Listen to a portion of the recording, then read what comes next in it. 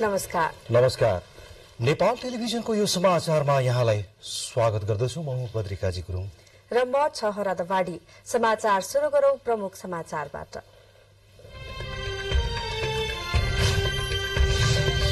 शिक्षामा सुधार गरेर मात्र समृद्धि र सुशासनको जग बसाल्न सकिने प्रधानमन्त्रीको भनाई। शिक्षालाई प्राथमिकता नदिइकन समाजवादको आधार तयार पार्न नसकिने उल्लेख। नेपाल र मलेसिया बीच नेपाली कामदारको संख्या बढाउने र सेवा सुविधा सुनिश्चित गर्ने विषयमा छलफल। मलेसियाको प्रतिबद्धताले नेपाली कामदार लाभान्वित हुने अपेक्षा। रासोपाको दल दर्ता खारेजीको उजुरीमा कानून बमोजिम टुङ्गो लगाउने निर्वाचन आयोगको भनाई। अनुमान भन्दा 3 अर्ब कम खर्चमा निर्वाचन गराइएको प्रमुख आयुक्तको दावी। आगजनी मुद्दामा जेल सजाय सुनाइएका सांसद अरुण कुमार चौधरी कारागार चलान। 13 वर्ष पुरानो घटनामा अदालतद्वारा 6 महिना कैद र करिब 9 लाख रुपियाँ जरिवानाको फैसला। 2 जातीय समूहबीच भएको सशस्त्र झडपमा परि पाकिस्तानको बलुचिस्तानमा कम्तीमा 5 जनाको मृत्यु। जमिनको विवादलाई लिएर झडप, 1 जना पक्राउ। र क्रिकेटर सन्दीप लामिछानेको मुद्दामा कैफियत प्रतिवेदन झिकाउन सर्वोच्चको आदेश। दर्ता भएको मुद्दादेखि धरौटीमा रिहा गर्ने उच्च अदालतको आदेशसम्मका कागजात माग।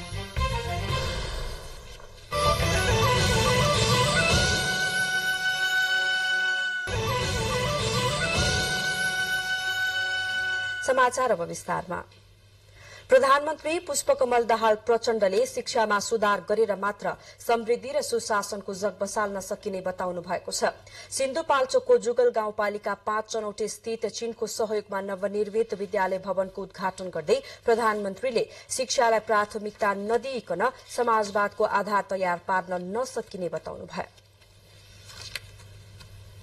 सिन्धुपाल्चोकको जुगल गाउँपालिका 5 चनौटे स्थित रत्नराज्य माध्यमिक विद्यालयको नवनिर्मित भवनको उद्घाटन गर्दै प्रधानमन्त्री पुष्पकमल दाहाल प्रचण्डले विकास र समृद्धिको जग बसाल्न शिक्षा क्षेत्रमा ठिक ढंगले लगानी गर्न आवश्यक रहेको बताउनुभयो।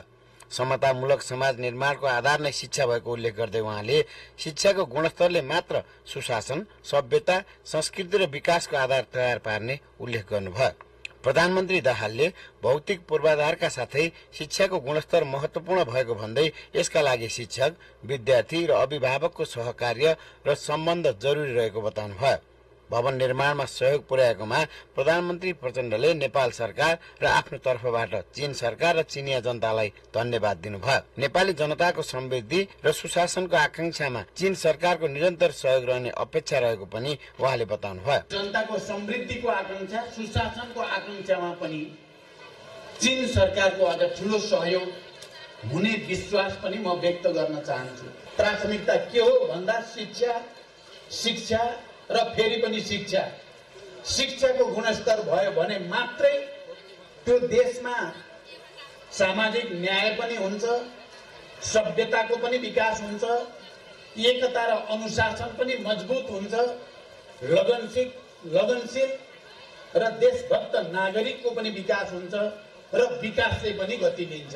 प्रधानमन्त्री प्रचण्डले मुलुकको अर्थतन्त्रमा केही गम्भीर समस्या भएको भन्दै मन्त्री परिषदको पहिलो बैठकबाटै अर्थतन्त्र सुधार गर्ने अठोट लिएको बताउनुभयो। निजी क्षेत्र र सरकारको सहकार्यमा अर्थतन्त्र उकास्ने अठोट गरिएको उहाँको भनाइ छ। बैंक र व्यवसाय बीच सहकार्यको स्थिति सिर्जना भएको र हाल अर्थतन्त्रमा सुधार आउने आधार देखिएको उहाँले बताउनुभयो। प्रधानमन्त्री प्रचण्डले प्रतिनिधि सभामा आफूलाई 99% भन्दा बढी सांसदको विश्वासको मत प्राप्त हुनु ठूलो जिम्मेवारी र चुनौती भएको बताउनुभयो।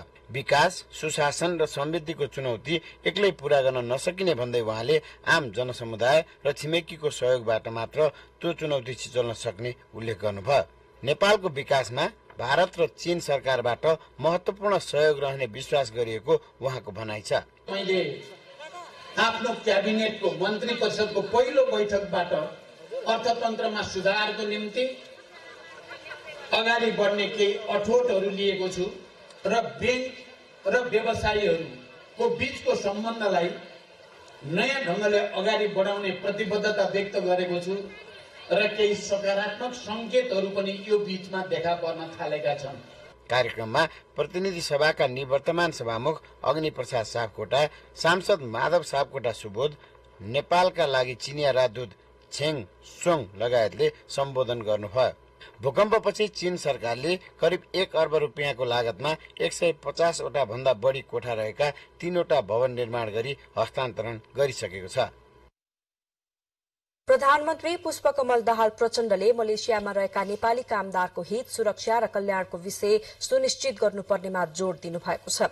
नेपाल भ्रमणमा रहेका मलेसियाका गृहमन्त्री दतुक सेरी सैफुद्दिन नासुसन इस्मालीसँग आज सिंहदरबार स्थित कार्यकक्षमा भएको भेटमा प्रधानमन्त्री प्रचण्डले नेपाली कामदारको हितका विषयमा छलफल गर्नुभएको हो।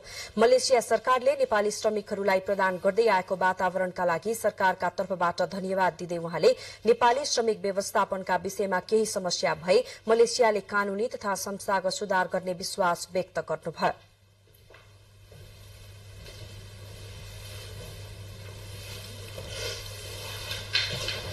प्रधानमन्त्री प्रचण्डले राख्नु भएको चासोप्रति मलेसियाका गृहमन्त्री नासुसन इस्मालीले मलेसिया सरकारले विदेशी श्रमिकहरूलाई भित्र्याउने प्रक्रिया र मलेसियामा रहँदा कामदारको कल्याण र सुरक्षाका विषयमा गम्भीर रहेको बताउनुभयो।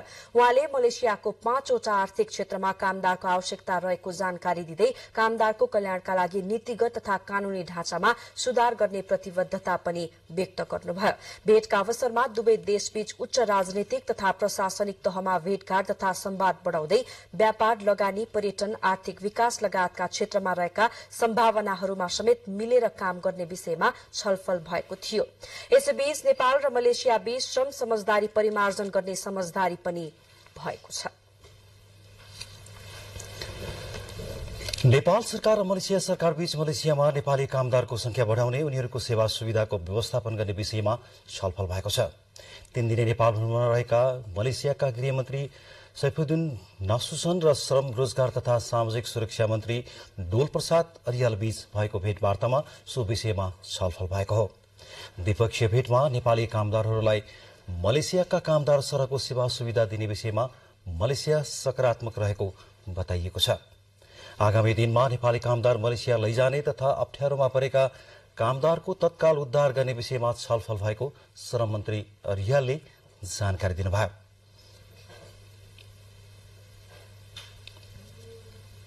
भेटवार्तामा मलेसियामा नेपाली कामदारले भोग्दै आएका आर्थिक, भौतिक तथा मानसिक समस्या समाधानका विषयमा पनि छलफल भएको श्रम मन्त्री अरियालले जानकारी दिनुभयो। तोकेको सेवा सुविधा नपाउने कारणले गर्दा मलेसिया जाने नेपाली कामदारको संख्या घट्दै आएपछि पुनः कामदारको संख्या बढ़ाउन मलेसिया सरकारले नेपाल सरकारसँग छलफल गरेको हो। मन्त्रालयको तथ्याङ्क अनुसार हाल मलेसियामा करिब 4 लाख नेपाली कामदार कार्यरत छन्।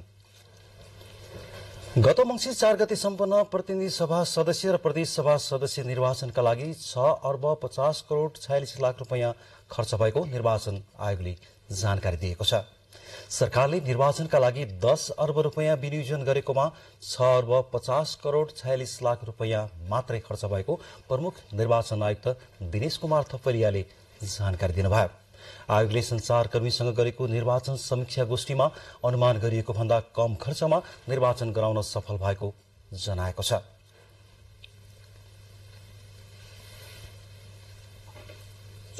सालमा भएको खर्च भन्दा पनि कम खर्च गरेर हामीले सम्पन्न गरेका छौं। कम खर्चमा आएका अहिलेका प्रतिनिधि भएका हुनाले कम शक्तिशाली र कम क्षमतावान त पक्कै पनि छैनन् होला। त्यसकारण आयोगले गर्ने खर्च कटौती गर्दै गइरहेको छ। अझै पनि हामी अध्ययन गर्छौं र आगामी निर्वाचनमा कसरी यसलाई कम गर्न सकिन्छ भन्ने अरु उपायहरू पनि खोजौं। धेरै उपायहरू खोज्न सकिन्छ। प्रमुख निर्वाचन आयुक्त थपलियाले मतदाता नामावलीमा नाम समावेश भएका नेपाली नागरिकले नेपालको जुनसुकै स्थानबाट पनि मतदान गर्न पाउने गरी कानून संशोधनको तयारी भइरहेको जानकारी दिनुभयो। उहाँले मत बदर दर घटाउने गरी स्थानीय तथा प्रदेश र प्रतिनिधि सभा सदस्य निर्वाचनका लागि छुट्टा छुट्टै मतदाता शिक्षा राख्नुपर्ने समेत बताउनुभयो। सम्पूर्ण सहभागिताको निम्ति भन्ने लागेको छ र मतदान भएको मतदान बदर भएको विषय पनि तपाईले उठाउनु भएको छ। यसमा हामी अत्यन्तै चिन्तित छौं। मैले दुईटै विषय भनौं, आयोगले के कारणले यस्तो भएको छ यो विषयमा विशेष अध्ययन गर्नेछ। हामीले यो अध्ययन गर्ने भनेर निर्णय गरिसकेका छौं। निर्वाचनका लागि विनियोजित 8 अर्ब 49 करोड़ 49 लाख रुपैयाँ मध्ये खर्च नभएको करिब 3 अर्ब रुपैयाँ सम्बन्धित निकायमा फिर्ता हुने त्यस अवसरमा उहाँले जानकारी दिनुभयो। राष्ट्रिय स्वतन्त्र पार्टी रासोपाका दल दर्ता खारेजी गर्न माग गर्दै परेको निवेदनलाई आयोगले कानून बमोजिम टुङ्गो लगाउने जनाएको छ। पार्टी सभापति रवि लामिछानेले अमान्य नागरिकता प्रयोग गरेर दल दर्ता भएकाले सो दल दर्ता नै खारेजको माग गर्दै युवराज सफलले निर्वाचन आयोगमा निवेदन दिनुभएको छ। समाचारको क्रम जारी नै रहनेछ। बाँकी समाचार अघि छोटो विज्ञापन। बाँकी समाचारमा फेरि स्वागत छ। कैलाली प्रतिनिधि सभा निर्वाचन क्षेत्र नम्बर 2 का सांसद अरुण कुमार चौधरीलाई जेल चलान गरिएको छ। 13 वर्ष पुरानो आगजनीको घटनामा 6 महिना कैद सजाय सुनाइएका चौधरीलाई हिजो पक्राउ गरी आज जेल पठाइएको हो। अदालतबाट कैदी पूर्जी बुझेर चौधरी कारागार जानुभएको हो। सांसद चौधरीलाई कैदी पूर्जी दिएर कारागार पठाइएको अदालतका निमित्त श्रेष्ठदार राजेन्द्र जोशीले जानकारी दिनुभयो। 2066 सालमा ट्र्याक्टरमा आगजनी गरेको मुद्दामा सांसद चौधरी सहित 3 जनालाई कैलाली जिल्ला अदालतले 6 महिना कैद र 8,75,000 रुपियाँ जरिवानाको फैसला गरेको थियो। नागरिक उन्मुक्ति पार्टीले सभामुखको अनुमति बिना नै पक्राउ गरेको भन्दै विरोध गर्दै आएको छ। तर प्रहरीले भने फौजदारी अभियोगका अभियुक्तलाई पक्रन सभामुखको अनुमति लिन पर्ने व्यवस्था भएकाले कानून अनुसार नै उहाँलाई पक्रिएर फैसला कार्यान्वयनका लागि अदालतमा पेश गरिएको बताएको छ।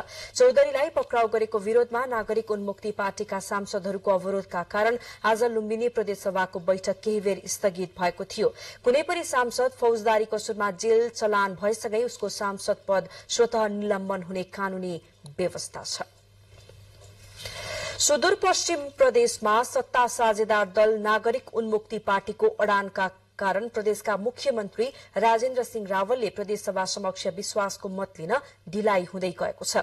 आफ्नो मागहरू सम्बोधन नभएसम्म विश्वासको मत दिन नसक्ने नागरिक उन्मुक्ति पार्टीको अडानका कारण रावलले मुख्यमन्त्रीमा नियुक्त भएको 3 साता बितिसक्दा पनि विश्वासको मत लिन पाउनु भएको छैन।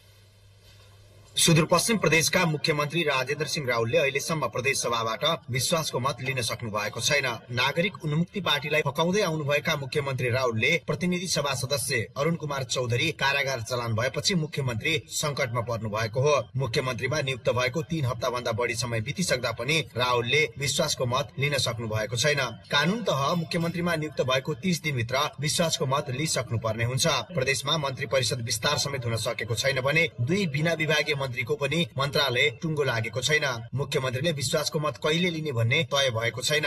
विश्वसनीय आधार तयार नहुँदासम्म विश्वासको मत लिन ढिलाइ गर्नुभएका रावलले मन्त्रीमण्डल समेत विस्तार गर्न सकिरहनु भएको छैन। त्यसैमाथि नागरिक उन्मुक्तिका प्रतिनिधि सभा सदस्य नै जिल्ला कारागार कैलाली चलान भएपछि मुख्यमन्त्रीले विश्वासको मत पाउने सम्भावना टर्दै गएको चर्चा शुरू भएको छ। एमाले संसदीय दलका नेता राहुल 29 जना प्रदेश सभा सदस्यको समर्थनमा गत 27 पुसमा मुख्यमन्त्री नियुक्त हुनु भएको थियो। मुख्यमन्त्रीमा दाबी पेश गर्दा समर्थन जनाएको नागरिक उन्मुक्ति विश्वासको मत दिन सहमत नभएपछि मुख्यमन्त्रीलाई विश्वासको मत लिन सकस भइरहेको छ। निरन्तर छलफल गरेर पनि मुख्यमन्त्रीलाई नागरिक उन्मुक्तिको समर्थन पाउन हम्मे छ। सरकारलाई बहुमत पुर्याउन नागरिक उन्मुक्तिको समर्थन निर्णायक छ। तर उसले सरकारलाई विश्वासको मत दिनु अघि पार्टीका संरक्षक रेशम चौधरी सहित टिकापुर घटनामा कारागारमा रहेका 7 जनालाई रिहाईको प्रक्रिया शुरू गर्नुपर्ने माग राख्दै आएको छ। पार्टीको संसदीय दलका प्रमुख सचेतक लक्ष्मण किशोर चौधरीले सरकारलाई विश्वासको मत दिने आधार तयार भइ नसकेको बताउँदै आएका बेला अरुण कुमार चौधरी कारागार चलान भएपछि सुदूरपश्चिमका मुख्यमन्त्री राहुल संकटमा पर्नु भएको हो। एउटा माग मुद्दा रहि नै रहेको थियो, जुन चाहिँ हामीले सम्बोधन गर्नुस् भनेर बारम्बार भनिरहेका थियौँ र हामीले एउटा माग मुद्दा सम्बोधन नभइकन दोस्रो घटना हाम्रो चाहिँ नागरिक उन्मुक्ति पार्टीकै एउटा जननिर्वाचित माननीय सांसदलाई चाहिँ यसरी पक्राउ गरेकोमा अब चाहिँ हामीले यसमा चाहिँ 53 सदस्यीय प्रदेश सभामा बहुमतका लागि 27 मत आवश्यक पर्छ। माओवादीका सभामुख बाहेक 10, एमालेका 10 र राप्रपाको 1 गरी सत्तापक्षमा 21 मत छ। 7 सिट रहेको नागरिक उन्मुक्तिले साथ दिए मात्रै सत्तापक्षको बहुमत पुग्छ। मुख्यमन्त्री नियुक्ति तथा सभामुख र उपसभामुखको चुनावमा सत्तापक्षलाई साथ दिएर सत्तापक्षकै बेन्चमा बसिरहेको नागरिक उन्मुक्ति विश्वासको मत दिन भने सहमत भएको छैन। उसै पनि पार्टीका संरक्षक रेशम चौधरीको रिहाई नभएसम्म विश्वासको मत नदिने अडानमा रहेको नागरिक उन्मुक्ति पार्टी आफ्नै प्रतिनिधि सभा सदस्य अरुण चौधरीलाई पक्राउ गरेपछि थप क्रुद्ध बनेको छ। सीताराम ओझा, नेपाल टेलिभिजन, कैलाली। श्रीलंका भ्रमणमा रहनुभएका परराष्ट्र मन्त्री डाक्टर विमला राई पौड्यालले उच्च स्तरीय भेटघाट गर्दै हुनुहुन्छ। श्रीलंकाको 75औं स्वतन्त्रता दिवसको अवसरमा सहभागी हुन त्यहाँ पुग्नुभएका उहाँले आज साँझ श्रीलंकाका प्रधानमन्त्री दिनेश गुणवर्धनेसँग शिष्टाचार भेट गर्नुहुने परराष्ट्र मन्त्रालयले जनाएको छ।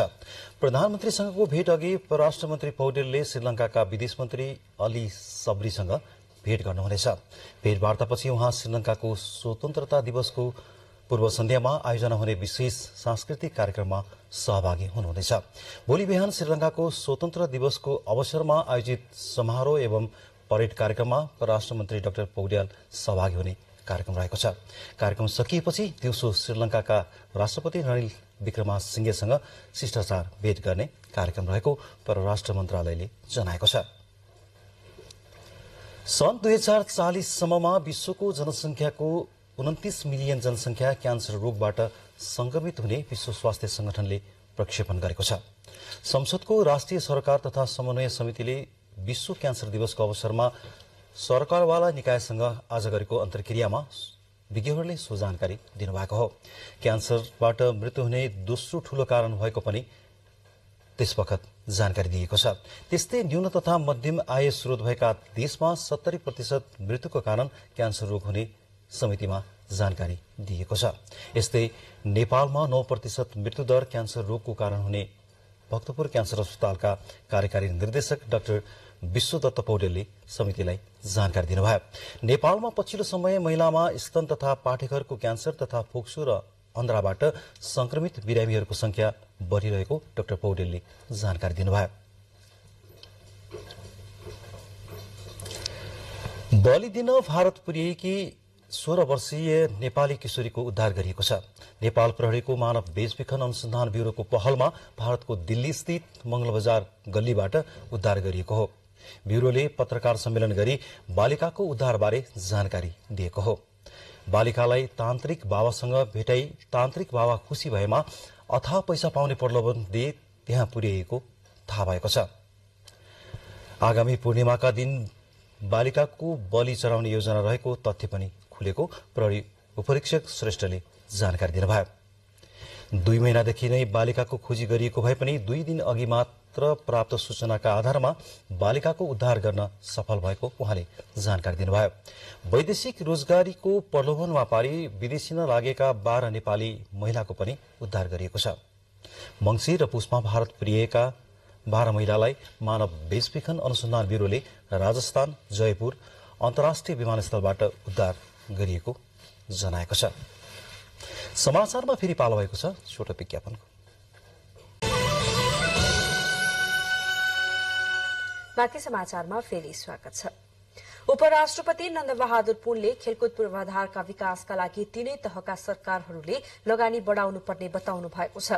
काभ्रेको पनौतीमा बृहत जिल्ला खेलकुद महोत्सव उद्घाटन गर्नुहुँदै उपराष्ट्रपति पुनले खेलकुद क्षेत्रमा राष्ट्रको लगानी वृद्धि हुन नसकेको धारणा राख्नुभयो।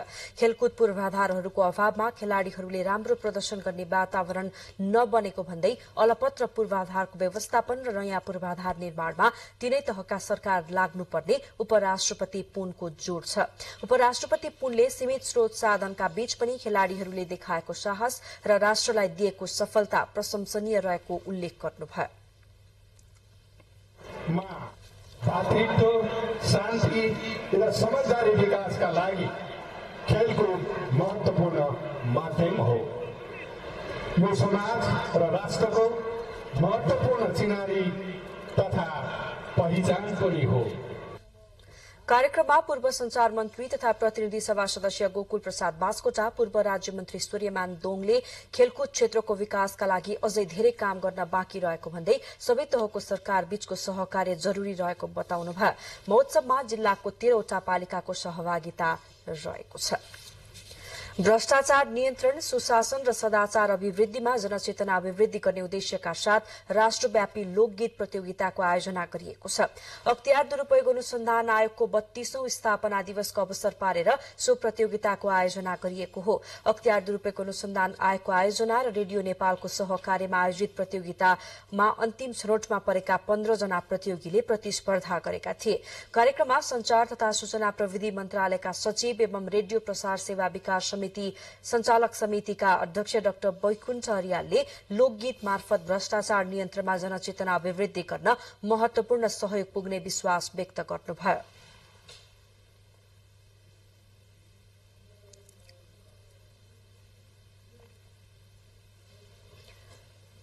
कार्यक्रममा अख्तियार दुरूपयोग अनुसन्धान आयोगका आयुक्त डाक्टर हरि पौडेलले लोकगीतले आम जनताको आवाज बोल्ने भएकाले भ्रष्टाचार नियन्त्रणका लागि सचेतना फैल्याउन लोकगीत प्रतियोगिता प्रभावकारी हुने अपेक्षा राखिएको बताउनुभयो। कार्यक्रममा रेडियो नेपालका कार्यकारी निर्देशक बुद्धि बहादुर केसीले रेडियो नेपालले स्थापना कालदेखि नै नेपाली लोकगीत संगीतलाई प्राथमिकता राखेको बताउनुभयो। यस्तो सहकार्यले समुदायमा सन्देश प्रवाह गर्न सहज हुने उहाँको भनाइ छ। सिन्धुलीको ऐतिहासिक हरिहरपुर गढ़ी संरक्षणको अभावमा ओझेलमा परेको छ। नेपाल एकीकरणको समयमा सिन्धुली गढ़ीसँगै सेना तैनात गरिएको हरिहरपुर गढ़ी संरक्षणमा राज्यले ध्यान नदिएको गुनासो स्थानीयहरूले गरेका छन्।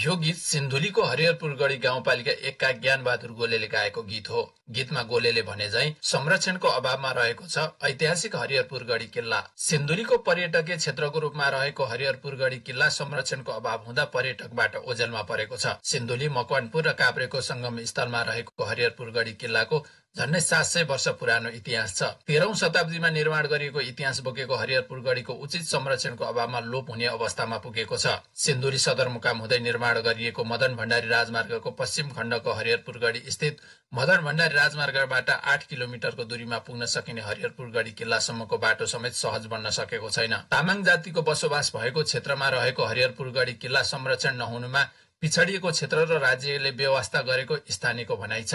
धेरै विकास निर्माणको कामदेखि लिएर अब संरचनाहरूलाई चाहिँ अब संरक्षण गर्न नसक्ने अवस्था त्यही छन्। अशिक्षित भएको ठाउँको कारणले यहाँ अलिकति यो विकास हुनमा चाहिँ कमजोर भएको हो कि जस्तो मलाई लाग्छ। विक्रम सम्वत 1881 मा सिमरौनगढका राजा हरिसिंह देवको शासनकाल रहेको र सो समयमा काठमाडौँ ओहोर दोहोर गर्ने बाटो भएकाले त्यहाँ हरिसिंह देवले हरिहरपुर गढ़ी किल्ला बनाएको इतिहासकार बताउँछन्। पछिल्लो समय स्थानीय सरकारले हरिहरपुर गढ़ीलाई पर्यटकीय क्षेत्रको रूपमा विकास गर्ने योजना बनाएको भए पनि सो अनुसार काम हुन नसक्दा ऐतिहासिक किल्ला हरिहरपुर गढ़ीको संरक्षण हुन सकेको छैन।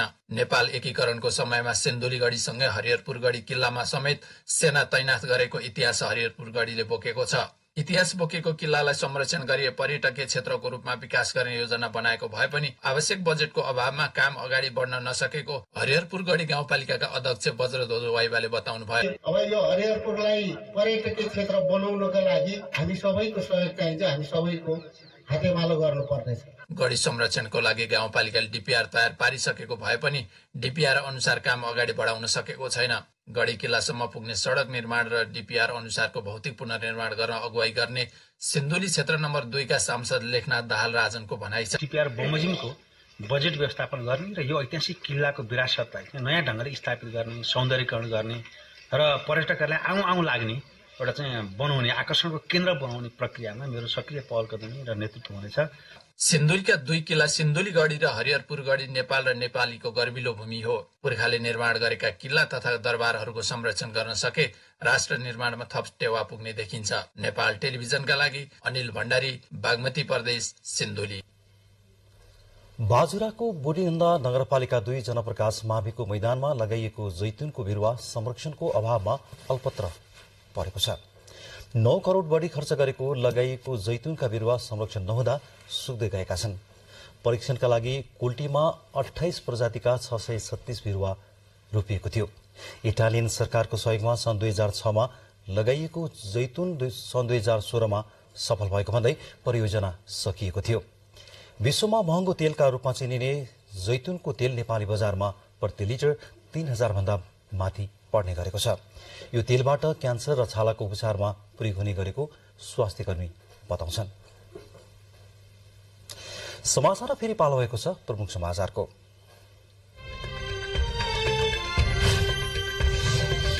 शिक्षामा सुधार गरेर मात्र समृद्धि र सुशासनको जग बसाल्न सकिने प्रधानमन्त्रीको भनाई।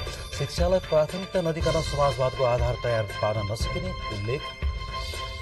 नेपाल र मलेसिया बीच नेपाली कामदारको संख्या बढाउने र सेवा सुविधा सुनिश्चित गर्ने विषयमा छलफल। मलेसियाको प्रतिबद्धताले नेपाली कामदार लाभान्वित हुने अपेक्षा। रासोपाको दल दर्ता खारेजीको उजुरीमा कानून बमोजिम टुङ्गो लगाउने निर्वाचन आयोगको भनाई। अनुमानभन्दा 3 अर्ब कम खर्चमा निर्वाचन गराइएको प्रमुख आयुक्तको दावी। आगजनी मुद्दामा जेल सजाय सुनाएका सांसद अरुण कुमार चौधरी कारागार चलान। 13 वर्ष पुरानो घटनामा अदालतद्वारा 6 महिना कैद र करिब 9 लाख रुपैयाँ जरिवानाको फैसला। दुई जातीय समूहबीच भएको सशस्त्र झडपमा परि पाकिस्तानको बलुचिस्तानमा कम्तीमा 5 जनाको मृत्यु। जमिनको विवादलाई लिएर झडप, 1 जना पक्राउ। र क्रिकेटर सन्दीप लामिछानेको मुद्दामा कैफियत प्रतिवेदन सिकाउन सर्वोच्चको आदेश। दर्ता भएको मुद्दादेखि धौरीमा रिहा गर्न उच्च अदालतको आदेशसम्मका कागजात मागे। अब बाँकी समाचार। मन्त्री परिषदका पूर्व अध्यक्ष खिलराज रेग्मीले नेपालका पर्यटकीय क्षेत्रहरूको प्रचार प्रसार गर्न आवश्यक रहेको बताउनु भएको छ। न्यूजलाइन नेपाल.com को 7औं वार्षिक उत्सवको अवसरमा आज काठमाडौँमा आयोजित पर्यटन प्रवर्धनमा संचार माध्यमहरूको भूमिका विषयक विचार गोष्ठीको उद्घाटन गर्नुहुँदै उहाँले देशको आय स्रोतका रूपमा रहेको पर्यटनको प्रवर्धनमा लाग्नुपर्नेमा जोड़ दिनुभयो। कार्यक्रममा नेपाली कांग्रेसका केन्द्रीय सदस्य अर्जुन नरसिंह केसीले संचार माध्यमहरूले पर्यटकीय गन्तव्यहरूको प्रचार प्रसार गर्नुपर्ने बताउनुभयो।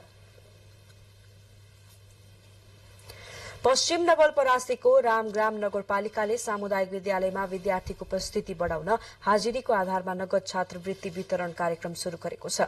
नगरपालिकाले सामुदायिक विद्यालयमा विद्यार्थी संख्या कम हुँदै गएपछि विद्यार्थी आकर्षण गर्न यस्तो कार्यक्रम अघि सारेको हो। हाल नगरपालिका भित्रका सबै सामुदायिक विद्यालयमा बाल विकासदेखि कक्षा 5 सम्म अध्ययनरत बालबालिकालाई दैनिक 10 रुपियाँका दरले नगद प्रदान गरिँदै आएको छ।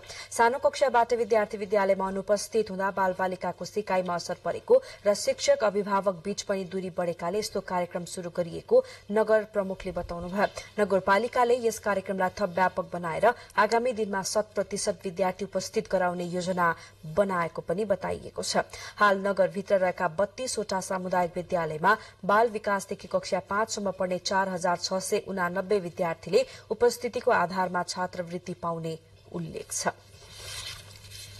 नेपालमा कुल जनसंख्याको 16.6% श्रवण समस्याबाट पीड़ित रहेको विज्ञहरूको भनाइ छ। नेपालको वातावरणमा श्रवण दोषको मुख्य कारण कानमा संक्रमण जस्ता समस्याले कान कम सुन्ने र कसै कसैले पटक्कै नसुन्ने जस्ता समस्या देखिने गरेको बताइएको छ। सुन्ने र बोल्ने सबैको अधिकार भए पनि जोसुकै र जुनसुकै उमेरका व्यक्तिलाई यो समस्या आउन सक्ने भएकाले कान सधैँ सफा राख्नुपर्ने जानकारी पनि कार्यक्रममा दिइएको छ। विभिन्न कारणवश सुनाई क्षमता कम भएका व्यक्तिहरू श्रवण शक्ति बढ़ाउन Nepal hearing and speech care clinic प्रणालीले श्रवण समस्या भएका 14 जनालाई निशुल्क श्रवण यन्त्र वितरण गरेको छ। श्रुति संस्था र इयर केयर नेपालको सहयोगमा वितरण गरिएको सो यन्त्र आधुनिक प्रविधियुक्त नयाँ टेक्नोलोजीद्वारा सुसज्जित भएकाले सुस्त श्रवण भएका व्यक्तिहरूका लागि लाभदायी हुने बताइएको छ। यो यन्त्र अलि महँगो भएकाले जोसुकैले पनि किनेर लगाउन नसक्ने भएको भन्दै त्यस्ता व्यक्तिहरूको छनौट गरी निशुल्क वितरण गरिएको हो। सोलुखुम्बु जिल्लामा सञ्चालित र निर्माणाधीन 1 दर्जन भन्दा बढ़ी हाइड्रो पावरले खोलामा 10% पानी छाड्नुपर्ने प्रावधानको उल्लंघन गरेका छन्। सोलु दुधकुण्ड नगरपालिकामा रहेको मध्य सोलु खोला जलविद्युत आयोजनाले मापदण्ड अनुसार पानी नछाड्दा अहिले सोलु खोला नै सुक्खा बगरमा परिणत भएको छ। सधैँ खोलामा बगिरहने पानी आयोजनाले सबै लगेपछि अहिले सोलु दुधकुण्ड नगरपालिका 3 र 4 क्षेत्रको खोला नै सुक्खा बनेको हो। विद्युत विकास विभागको नियम अनुसार आयोजनाहरू निर्माण गर्दा कम्तीमा 10% पानी खोलामा छोड्नुपर्ने मापदण्ड भए पनि त्यहाँका आयोजनाहरूले जबरजस्ती गरिरहेका छन्, जसका कारण सोलु खोलाको जलप्राणीहरूको अस्तित्व नै गम्भीर संकटमा परेको छ भने पर्यटनमा समेत असर गरेको स्थानीयको भनाइ छ। स्थानीयको गुनासो बढ़दै गएपछि त्यहाँका प्रमुख जिल्लाधिकारी वसन्त भट्टराईले यसबारे चाँडै अनुगमन हुने बताउनुभयो। जिल्लामा तल्लो सोलु खोला, माथिल्लो सोलु खोला, बेनी, लिखु खोला लगायत आधा दर्जन भन्दा बढ़ी विद्युत आयोजनाहरू निर्माणाधीन अवस्थामा छन्। अधिकांश आयोजनाहरूले खोलामा मापदण्ड अनुसारको पानी नछाड्दा सोलु खोला क्रसरहरूको नदीजन्य पदार्थ उत्खनन गर्ने थलो बनेको छ। हवाई दुर्घटना न्यूनीकरण र हवाई सुरक्षाका विषयमा राजधानीमा छलफल शुरू गरिएको छ। नेपाल वायु सेवा संघले आयोजना गरेको कार्यक्रममा हवाई सुरक्षा सम्बन्धी कार्यपत्रहरूमाथि छलफल भइरहेको छ।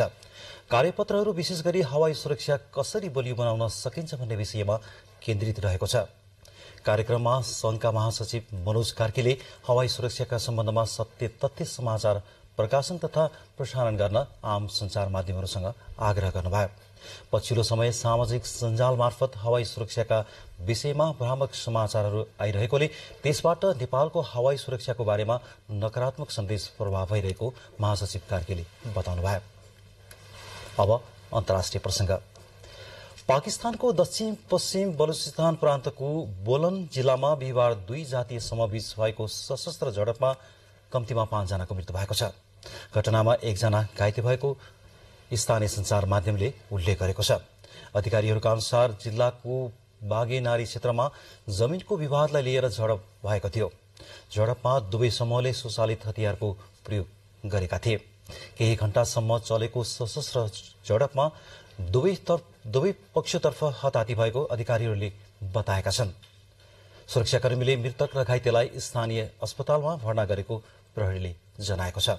घटनामा संलग्न 1 जनालाई पक्राउ गरिएको छ भने घटनामा संलग्न अन्य व्यक्तिको खोजी भइरहेको प्रहरीले जनाएको छ। अधिकारीहरूका अनुसार थप भिडन्त हुन नदिन उक्त क्षेत्रमा सुरक्षाकर्मी परिचालन गरिएको छ। अमेरिकाले देशको संवेदनशील ठाउँहरूमा उडिरहेको संदिग्ध बेलुनलाई ट्र्याक गरिरहेको छ।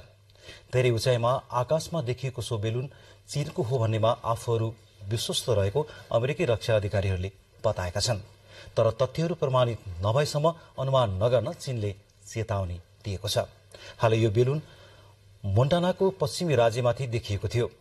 यसभित्र रहेको भग्नावशेष खस्न सक्ने हुनाले यसलाई गोली नहान्न निर्णय गरिएको सेनाले जनाएको छ। बेलुन आलास्काको अल्युटियन टापुहरू र क्यानाडा हुँदै मोन्टानाको बिलिङ्स शहरमा समेत देखा परेको अमेरिकी अधिकारीहरूको भनाइ छ। क्यानाडाले भने सो बेलुन कुन देशको हुन सक्छ भनेर प्रतिक्रिया दिएको छैन। क्यानाडाको संवेदनशील सूचनालाई विदेशी खुफिया खतराहरूबाट सुरक्षित गर्न अमेरिकासँग नजिकबाट काम गरिरहेको क्यानाडाले आज एक विज्ञप्ति जारी गरी जनाएको बीबीसीले उल्लेख गरेको छ। कोरोना महामारीका कारण करिब 3 वर्षदेखि बन्द प्राय रहेको हङकङ र मकाउका बासिन्दाको चीन आउजाउ अब पूर्ण रूपमा खुला भएको छ। मुख्यभूमि चीनबाट स्वशासित क्षेत्र हङकङ र मकाउ आउजाउमा लगाइएको प्रतिबन्ध पनि हटाइएको छ। महामारीले मन्दीतर्फ धकेलेको एसियाको आर्थिक केन्द्र हङकङलाई पुनः जीवन्त बनाउने तथा धेरैभन्दा धेरै विदेशी पर्यटकलाई आकर्षित गर्ने उद्देश्यले 5 लाख हवाई टिकट निशुल्क वितरण गर्ने सरकारी घोषणा आएको अर्को दिन चीनले सबै किसिमका यात्रामा लगाएको प्रतिबन्ध हटाएको हो। बेजिङले कोभिड-19 विरुद्ध अख्तियार गरेको शून्य सहनशीलताको नीतिका कारण बिग्रिएको व्यापार व्यवसाय र पर्यटनलाई अब पुरानै लयमा फर्काउन सहज हुनेछ भने 3 वर्षदेखि घर बाहिर रहेका परिवारका सदस्यको पुनर्मिलनलाई सुनिश्चित गरेको छ। 3 वर्षको बन्दाबन्दीबाट हङकङले $27 अर्ब गुमाएको अनुमान गरिएको छ। मुख्य भूमिबाट अधिक पर्यटक हङकङ घुम्न आउने गरेका छन्। सन् 2018 मा 5 करोड 10 लाख मुख्य भूमिका चिनियाले सुन्दर सहर हङकङको भ्रमण गरेका थिए। अब फेरि पालो भएको छ छोटो विज्ञापनको।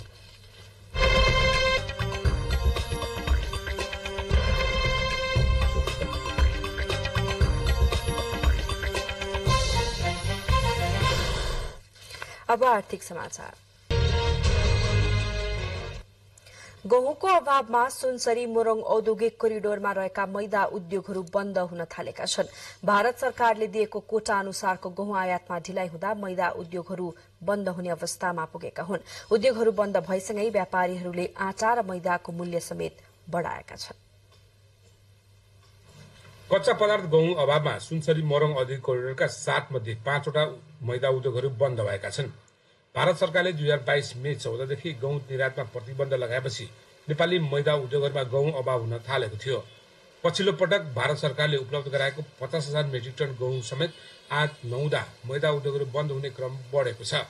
कोटा तोकेको 1.5 महिनाभन्दा बढी भइसक्दा समेत सम्बन्धित निकायले पहल नगर्दा आटा र मैदाको हाहाकार हुन सक्ने नेपाल फ्लोर मिल एसोसिएसनका केन्द्रीय सचिव विकास बेगवानीले जानकारी दिनुभयो।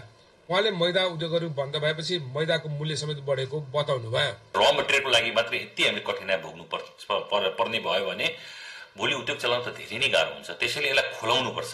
गत आर्थिक वर्ष 78-79 विराटनगर भन्सार कार्यालय भएर करिब 9,975 मेट्रिक टन गहुँ र 334 मेट्रिक टन गहुँको पिठो आयात भएको तथ्याङ्क छ। चालु आर्थिक वर्षको पहिलो 6 महिनामा भने 59 मेट्रिक टन गहुँ र 103 मेट्रिक टन गहुँको पिठो आयात भएको विराटनगर भन्सार कार्यालयले जनाएको छ।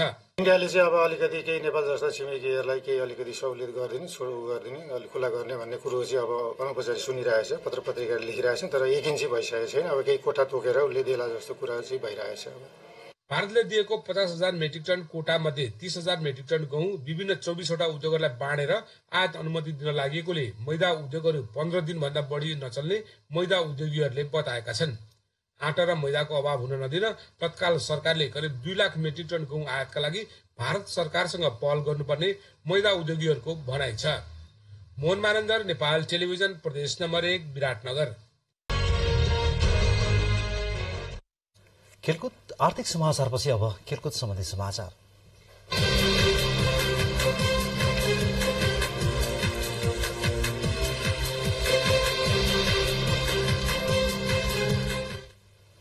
सर्वोच्च अदालतले बलात्कारको आरोप लागेका क्रिकेटर सन्दीप लामिछानेको मुद्दामा कैफियत प्रतिवेदन झिकाउन आदेश दिएको छ। सर्वोच्चका न्यायाधीश हरि फुयालको इजलासले आज सन्दीप विरुद्धको मुद्दामा कैफियत प्रतिवेदन मागको आदेश दिनुभएको हो। महान्यायाधिवक्ता कार्यालयले माघ 17 गते सन्दीपलाई थरोटीमा छाड्ने उच्च अदालत पाटनको आदेश विरुद्ध सर्वोच्चमा निवेदन दिएको थियो। निवेदनको सुनवाई गर्दै न्यायाधीश फयालले सन्दीप विरुद्ध दर्ता भएको मुद्दादेखि थरोटीमा रिहा गर्ने उच्च अदालतको आदेशसम्मका कैफियत प्रतिवेदन झिकाउन आदेश दिनुभएको हो। गत पुस 28 गते उच्च अदालत पाटनले सन्दीपलाई 20 लाख थरोटीमा छाड्न आदेश दिएको थियो। सन्दीप पुस 19 गते थरोटी बुझाएर थुनामुक्त भएका थिए।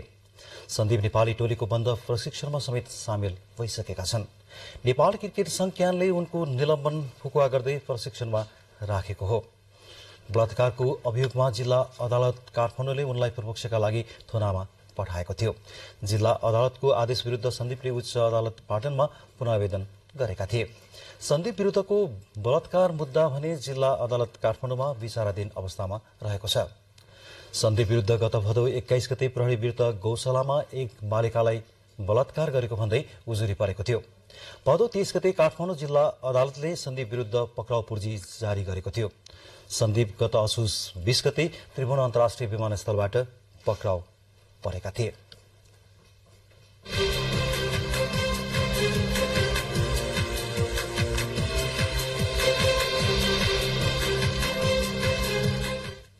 अब मौसम सम्बन्धी जानकारी। प्रदेश नम्बर 1 का पहाड़ी भूभागमा सामान्य बदली तथा बागमती प्रदेश, गण्डकी र कर्णाली प्रदेशका पहाड़ी भूभागमा आंशिक बदली रही बाँकी भूभागमा मौसम सामान्यतया सफा रहनेछ।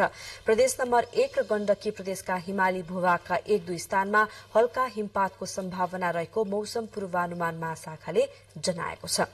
अब मौसम सम्बन्धी थप विवरण।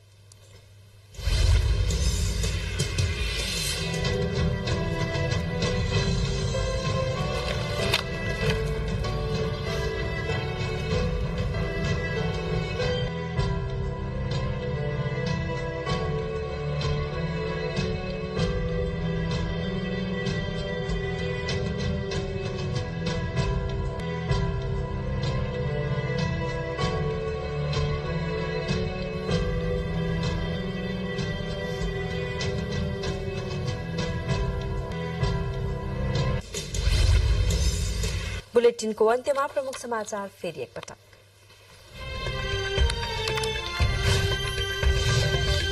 शिक्षामा सुधार गरेर मात्र समृद्धि र सुशासनको जग बसाल्न सकिने प्रधानमन्त्रीको भनाई। शिक्षालाई प्राथमिकता नदिइकन समाजवादको आधार तयार पार्न नसकिने उल्लेख। नेपाल र मलेसिया बीच नेपाली कामदारको संख्या बढ़ाउने र सेवा सुविधा सुनिश्चित गर्ने विषयमा छलफल। मलेसियाको प्रतिबद्धताले नेपाली कामदार लाभान्वित हुने अपेक्षा। राष्ट्रपाको दल दर्ता खारेजीको उजुरीमा कानून बमोजिम टुङ्गो लगाउने निर्वाचन आयोगको भनाई। अनुमान भन्दा 3 अर्ब कम खर्चमा निर्वाचन गराइएको प्रमुख आयुक्तको दावी।